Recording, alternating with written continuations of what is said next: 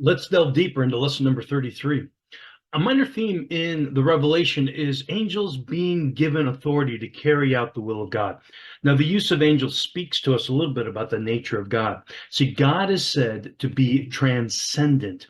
Now, by this, theologians mean that God is not part of the creation itself. And since all our understanding comes from within the creation, God remains to some extent unknowable. Now, here's an interesting analogy, and all analogies break down, but run with me, will you? I have played video games in which I control a character, choosing how the character will proceed in order to win the game. Now, the person who programmed the game exists outside the game. Okay, the programmer set it all up, but the programmer is unaffected by the rules written for the game he's created. Now, the programmer is transcendent.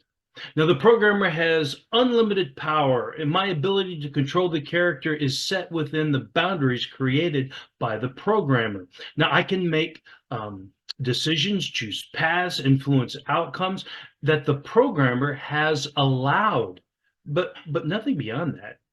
I have a reality that I have to deal with within the game. Now, as I play, I have no contact with the programmer unless, of course, the programmer implants some type of hidden message or tutorials or hints within the game itself. But now let's suppose that the programmer is highly gifted and has access to advanced technology and is able to actually watch me play the game in real time. The programmer wants me to win. So the programmer can intervene in the gameplay through intermediaries to help me while allowing me to make the decisions that I think best to win the game. Now, John sees angels intervening as the consummation of the kingdom draws near. Angels help John to understand what's being revealed, acting as a sort of tour guide.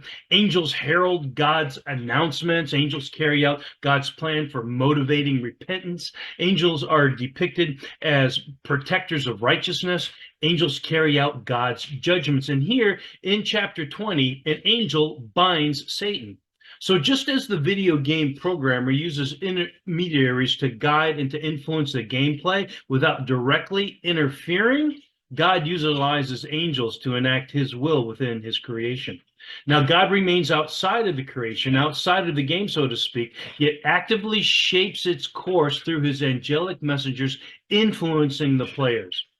Okay, now with that in mind, the transcendent God, think about the incarnation and what that means.